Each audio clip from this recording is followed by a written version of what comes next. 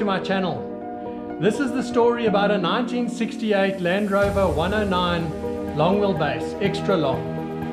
And this Landy I rebuilt into a dedicated camper, but this build tested my patience and my commitment, as well as my endurance, and then in the end my ingenuity as well.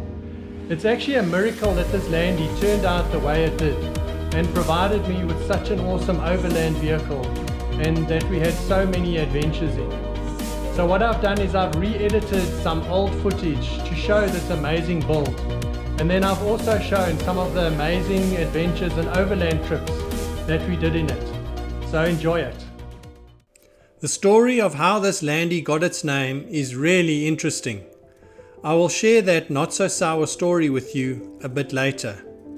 But let's see if you can guess as I share this build with you. The chassis number indicates that this was a basic 109 export knockdown vehicle assembled in South Africa around 1968 and was fitted with a 2.6 litre 6-cylinder engine. The original vehicle was a South African National Defence Force Series 2A long wheelbase that was slightly longer than normal. The vehicle was purchased at an army tender in 1991. It was complete except for the roof, but it turned out that the condition was not so great. Due to study commitments, the vehicle lay idle until the end of 1993, when I started to rebuild. Having done 2 previous rebuilds already, the standard procedure was to remove only the parts which required repair or replacement. Little did I know that this rebuild would be laden with pitfalls. Firstly, the engine, a 2.6 litre, refused to turn, so out came the engine. Next up was the firewall, which revealed some problematic cracks and therefore needed to be replaced. That wasn't too difficult, and a good second hand was purchased. At this stage, the chassis was completely exposed, and more army-style botched repair jobs became visible. Every time I walked past the chassis, I noticed another piece of checker plate or another crack in the chassis. That evening at a braai, I mentioned this problem to Daryl Beck, who said that he had a near-perfect replacement for me. So after a bit of wheeling and dealing, I had a replacement chassis, which I cleaned up and galvanized. The rear axle, which was the standard Rover axle, I replaced with a more robust E&V axle. With the engine out, I considered the option of putting in a replacement, because the 2.6 was not exactly the most user-friendly Land Rover engine around. It so happened that at the time, some almost new Falcon 2.5 litre turbo diesel engines were going for a song. So I got one, and that solved the problem. I discovered later that the only reason the 6-cylinder engine didn't turn was because the sump was dented and stopped the crankshaft from turning. The engine was actually in perfect order. Then I looked at replacing the Series 2 gearbox with the Series 3 unit, which had been lying in the garden unused for a couple of years. The Series 3 box needed to be overhauled, and me being a novice in the gearbox department, I was a little apprehensive. With the assistance and advice of gearbox guru in the form of Frank Dandridge, I set about the task anyway. After we had completely reconditioned and I had partly reassembled the gearbox, I noticed that the matching cover was cracked and unusable. Since each casing and top cover are matching and unique to each other, I had to find a matching pair. So there I went and took it all apart again and reassembled. And after a few phone calls, I had luckily located a Series 3 casing and put it all together again, and everything seemed to work fine. After all this engine swapping and diff swapping, the original prop shafts were nowhere near the right size, so they too had to be remade to refit. Due to the engine swap, I had to make modifications to the engine, battery and radiator mountings. It was also necessary to remanufacture the cowling, front grille, and make brackets for the intercooler and oil cooler. The basic ideas for these modifications were borrowed from my brother Brian after he had already fitted one of these engines into his Series 3. Then, after a tedious and complete rewiring job, it was finally time to start her up. After a couple of turns the engine and a huge puff of smoke, she started up and ran like a dream. The first test drive was a highlight of this build.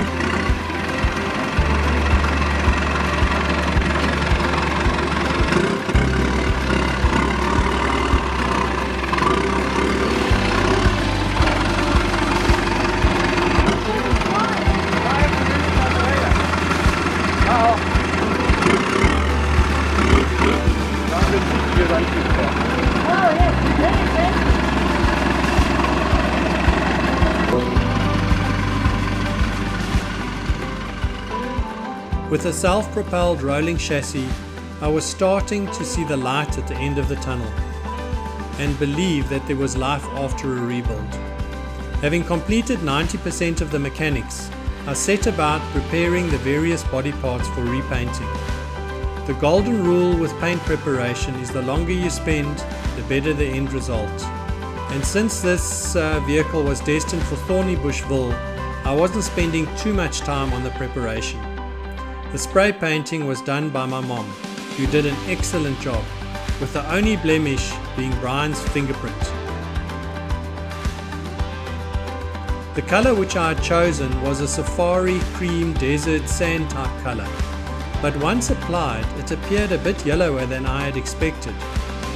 With the choice of name undecided and the U2 song Lemon playing on the radio, suddenly the name Lemon seemed quite obvious. It described the color of the vehicle perfectly and just sounded good. The name summed up the type of vehicle which I had purchased. It was a real lemon.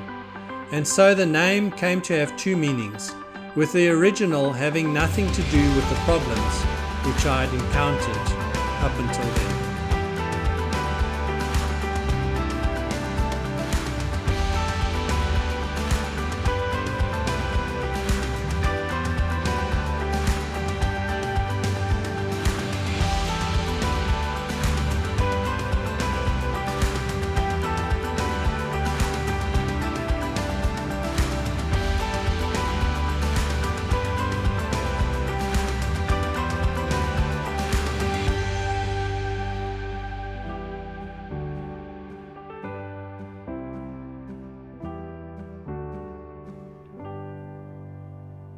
With the lower body fitted, I started work on the top, which involved a bit of construction.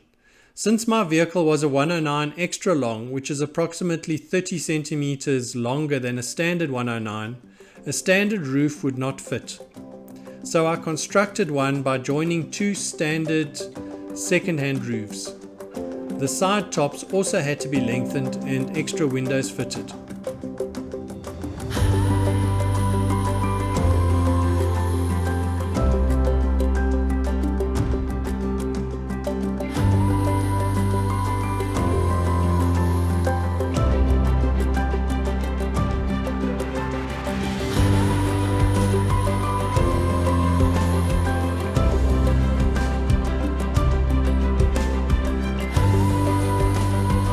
Once all of this was complete, it was assembled and the vehicle was finally ready for roadworthy, which it passed with flying colours.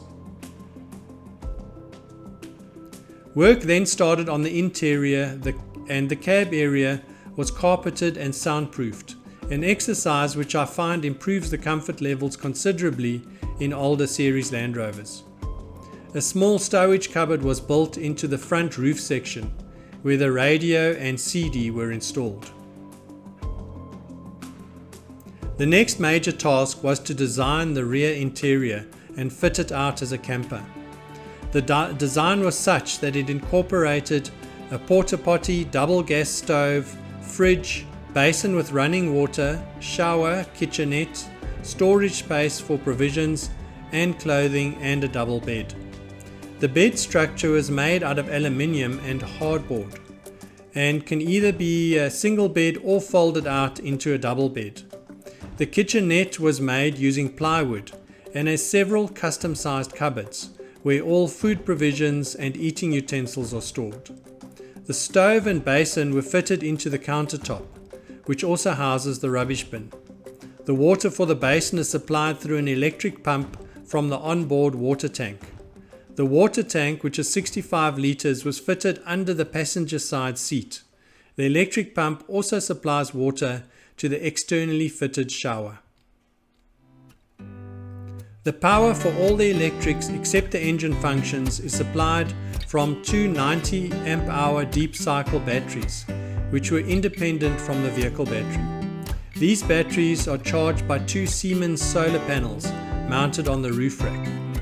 The fridge, which was a -40 compressor driven type, state of the art at the time, also ran off the batteries.